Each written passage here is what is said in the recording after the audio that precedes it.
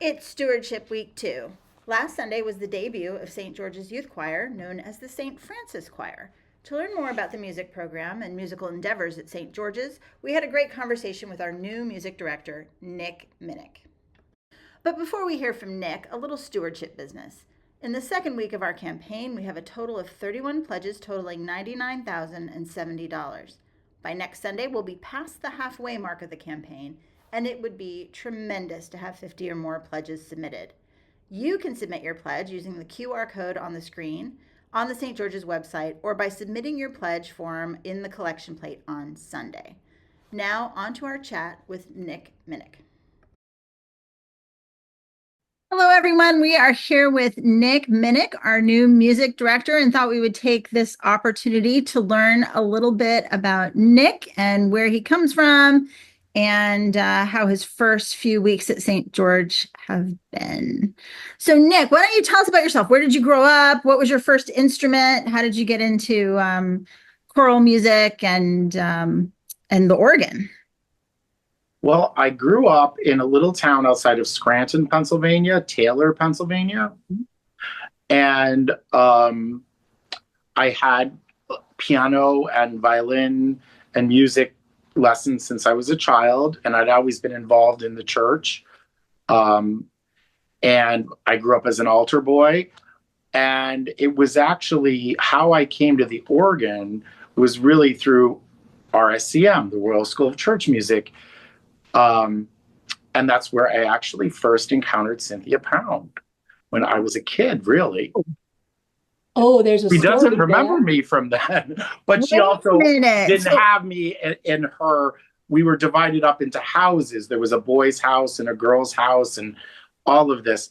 And so I was with Mr. Burnham. So she was a teacher at your school. At our RSCM course, what RSCM did every summer, and it still does throughout the country, Yeah. they had summer courses for choristers and adults and for church musicians, different kinds of workshops. And in Wilkes-Barre, Pennsylvania, which was about 20 minutes south of Scranton, maybe a half hour or so, at St. Stephen's, there was the King's College course. And that's where I encountered RSCM. And if it wasn't for RSCM, I probably would have never learned to play the organ. And it's where I got really interested and involved in church music. And it lasted my entire life, really. And so I went from Scranton area to Westminster Choir College in Princeton and, continued studying piano and organ and got my master's degree in organ. And really, with the exception of 1 year, I've served the Episcopal Church my entire life. Oh my God. That's impressive. That's amazing. So how old were you when you would have encountered Cynthia for the first time? I was about 18. That's amazing. See, you were just meant to come. But to I was George. I was a skinny kid with hair. And but at the time, I remember because she was the music director at St. David's in Radnor. Yeah. And she was one of our main course people and was so influential in RSCM and so highly respected. So it was interesting when I heard about St. George's. I knew she had been the music director for St. George's, Yeah. and was delighted to find that she's still the handle. Still there. Yes. That's wonderful. Amazing. I had no idea. That is great. And in addition to being our music director, you still have a teaching job, correct? Correct. Yes. For the past 6 years, I'm the orchestra and string teacher at St. Andrew's School in Newtown. And that's, I deal with first through eighth grade. So I teach first through eighth, but 12 years previously, I taught high school, and that was choral at the George School, which is one town over. It sort of borders Newtown and Langhorne. It's a beautiful boarding school, right? Or it was a Yes. boarding school. Yes, it's Quaker. It's a Quaker boarding school. Yes. And they have day students as well. That's amazing. Wonderful. So you've really made your entire career the choral arts, right? Between the organ and singing and. Correct. Yes. Yes. That's exactly right. Yeah. So tell us a little bit about the St. Francis choir that you're putting together. How's it going? I'm having a blast with those kids. We are every week. There's something new and exciting. And what I'm learning about them and what they can do. And they come already so talented and accomplished. And, we started with our Do, Re, Mi, and which was great. They've already had it in school. So there was no starting from scratch with that. It was so wonderful. And most of them already knew the hand signals. Most of them play string instruments, which is amazing. Yeah. Like, what are the chances of, half your choir being, not only can they sing, but they also play, the cello or the violin or the double bass even. And I happen to have all my Suzuki certifications. So they're going to be learning quite a bit. Right. And we have been. And there really are a talented group of kids. It's just, I was so proud of them this past Sunday. They've only had 5 rehearsals. And to sing a real choral piece, that included the adult choir singing in 4 parts. And they were able to hold their own, count, read, sing along with harp accompaniment, which is completely different. What an accomplishment for 5 weeks. Do you know what I mean? Absolutely. Yeah. I am so proud of them. They are amazing, amazing young people.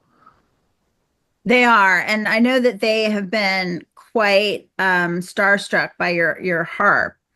How long have you played the harp? Probably now, it's probably embarrassing to say how long. If I think about it, if we're in 2025, it would have been almost 26 years. Amazing. My first full-time job at St. Luke's, I got it in graduate school and I was there for a very long time. Right here in Newtown. One of the first important services I had to do was a lessons in carols. And I had to engage a harpist. And it was the Britain Ceremony of Carols. And I will never forget, for where the harp was positioned, there's a movement of the piece which is only solo harp. And where I got to sit right next to her and listen and watch her play that. Yeah. And I was enthralled. And I thought to myself, I said, I have to learn to do that.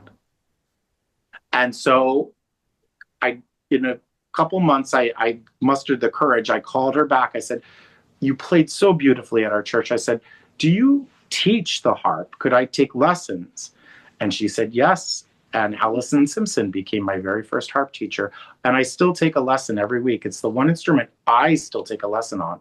Really? Very difficult instrument. Very few people play it because there are an awful lot of strings. I mean, so, but that's my harp story. I love the harp. It's very special. Well, we're very excited about what you're doing with the kids, and they have definitely shown a new enthusiasm for, staying after church and going to practices. And of course, we're very excited to see how they do for the Christmas season, and I'm sure they'll be in top shape with all the carols for the pageant.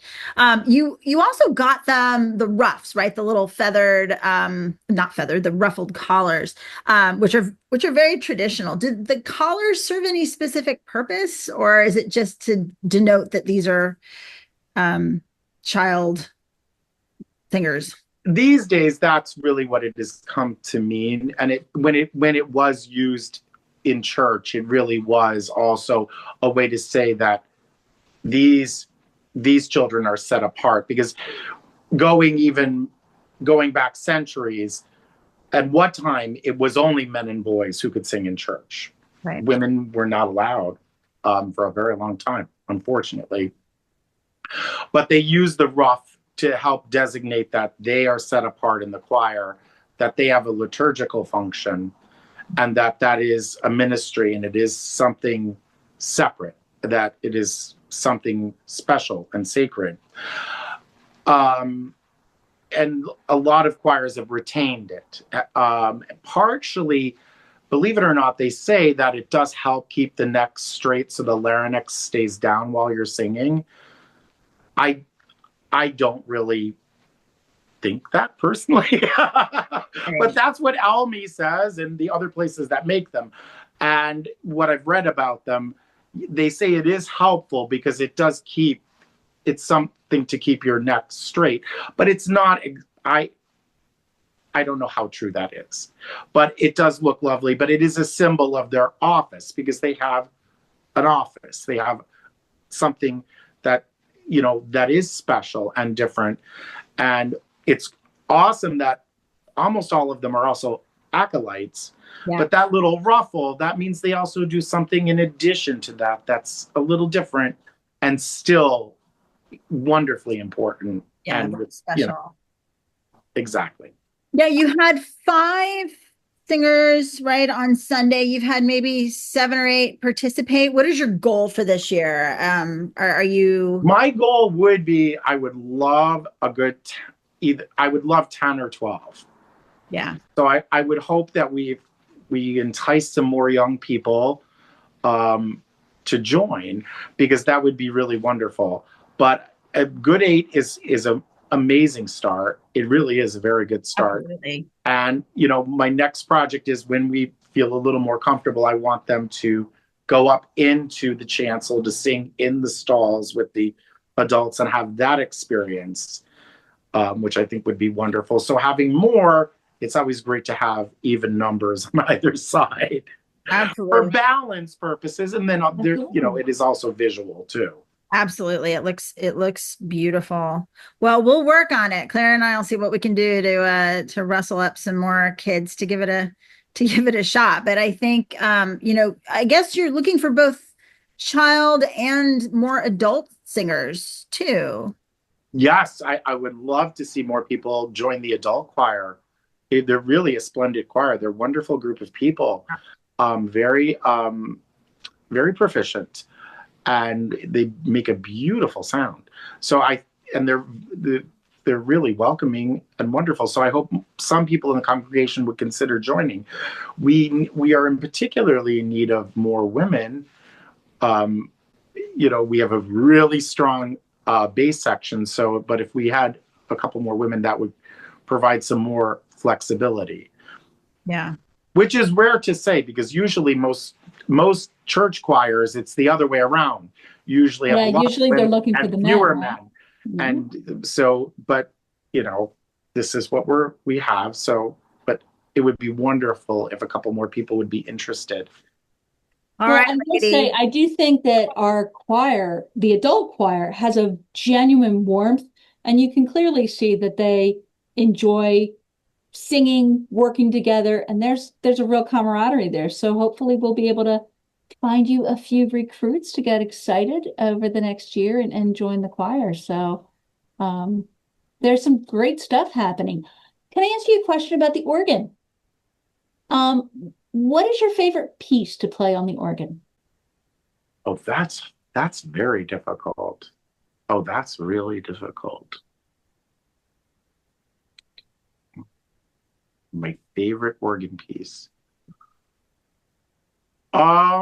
Probably there is one of my favorite pieces is, if I had to just pick one, it's probably Marcel Dupré. He was a French early 20th century, he lived well into the 20th century actually.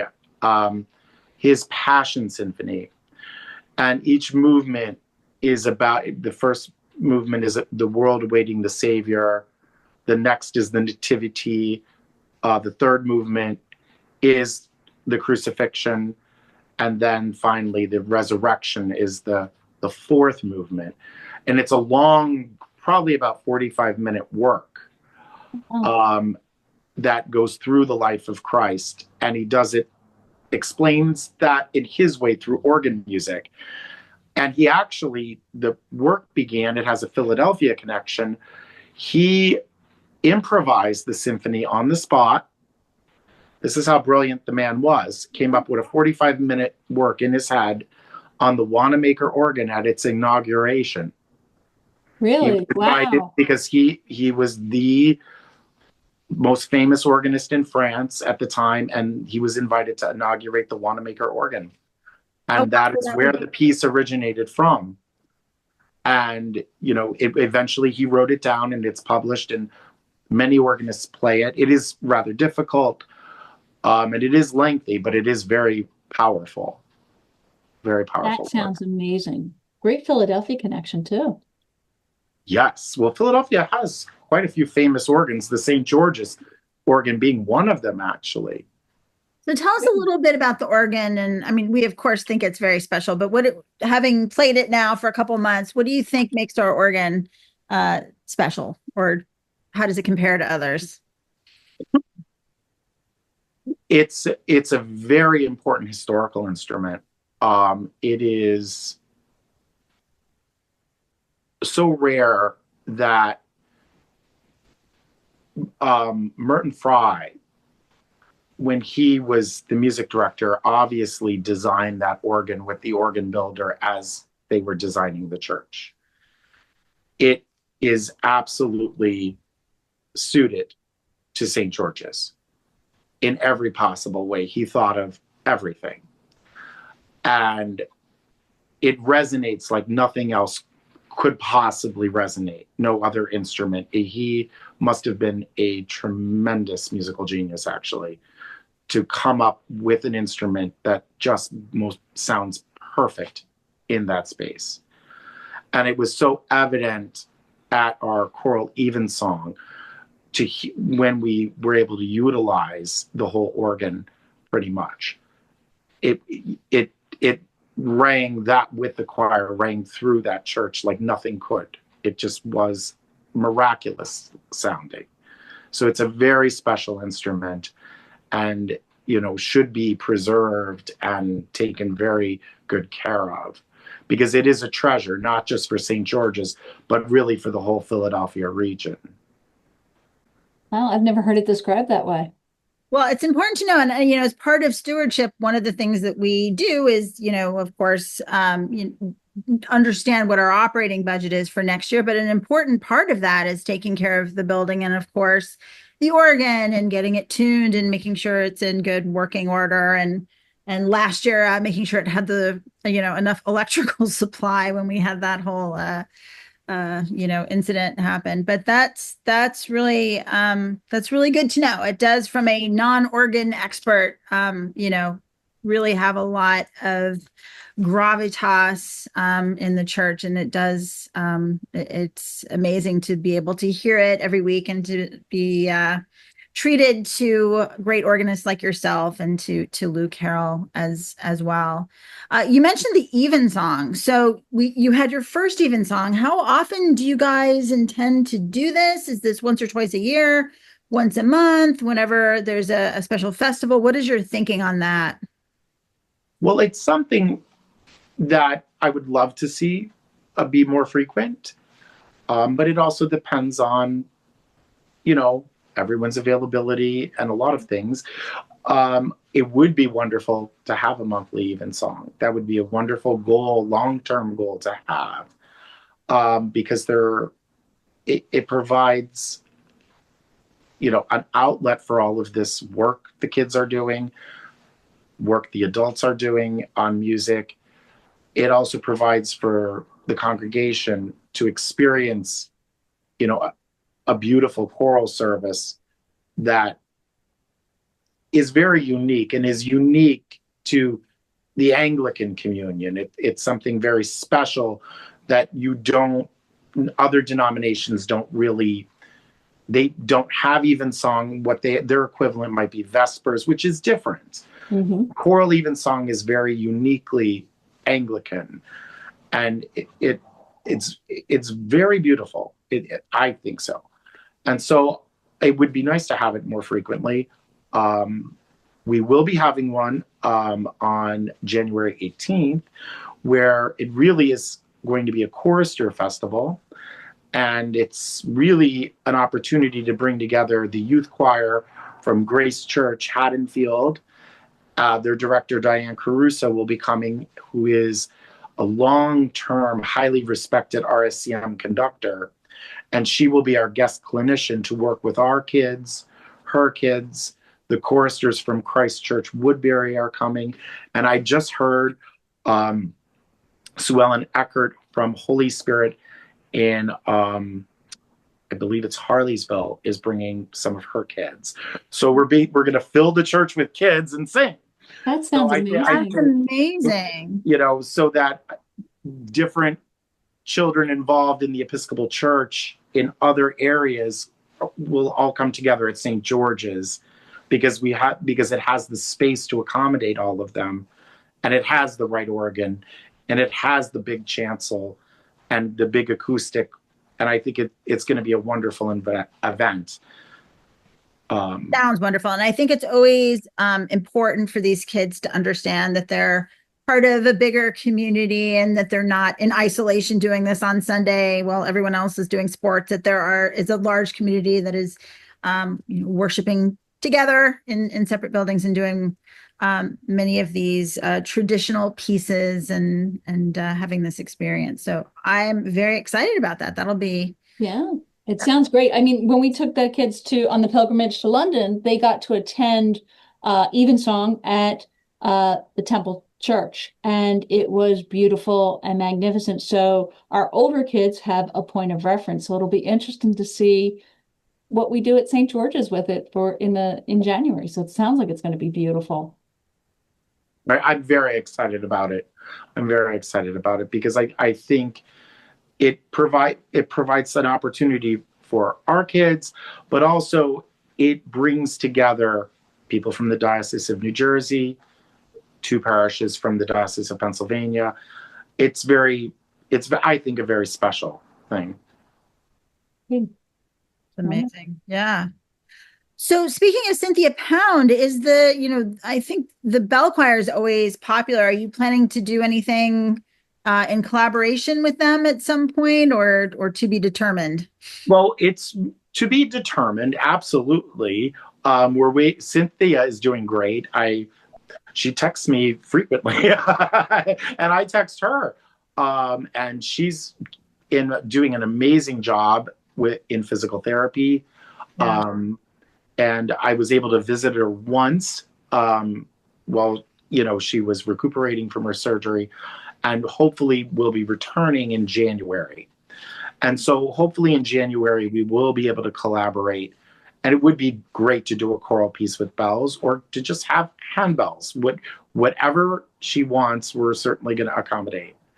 But no, the handbell choir, they will be returning. Excellent. It's so great to hear that you already have a relationship with her and she's doing well, and that you'll continue to work together. So that sounds really, really promising. So you're already off and running with us here at St. George. You got some great things happening with the children's chorus and our adult choir. What's your big plan for 2026? I don't know, really. Well, I shouldn't say that, but the big plan is really to have the Chorister Festival, and then to create more opportunities for the adult choir, the handbell choir, and the St. Francis choir to sing together and play together, and have really a multi-generational music program where everyone is working together and making beautiful music to the glory of God. I would love to see, if in the future, I need to talk to some parents first, but it would be wonderful to have a choir camp in the summer where perhaps the kids come for a week, each day, for whether it's a half-day camp or an all-day camp, and, devote themselves to a week of music. And learning music, learning new music, doing music activities. That would be exciting. So that would be. That would be amazing. That would be amazing. I think there's a lot of possibilities there. And also, I mean, potentially with local schools, you might be able, we might be able to recruit some additional kids that are in choirs and choruses and would be interested in a more traditional choral background. Right. I mean, you have a lot of great choral programs in the area, in Ardmore, in Haverford, in Bryn Mawr. So yes, I would think that there would be interest in something like that, and then you have the ideal place to do it. That's exactly it. And for stewardship, when we talk about stewardship here at St. George, we talk about time, talent, and treasure. And quite frankly, the music that you are bringing to the church, the energy that you are bringing to our choral program, it's wonderful. And it is such a gift to everyone. And you talk about multi-generational chorus, and that's something that's actually really important here at St. George. We do look for things around the church that just kind of bring everybody together. And so the program that you're putting together, we're excited about, and we're looking forward as a community to supporting it and to not just cheering it on, but seeing it as an integral part of our worship. So thank you for that. And we're excited that you're here. Oh, I'm very excited to be here. That's wonderful. Excellent. Well, thank you, Nick. It was so great to spend some time with you and learn more about you. And we certainly look forward to everything that's coming in the new year. Thank you. Thank you. All right. Good night, everybody. Good night, everybody. Good night. Good night.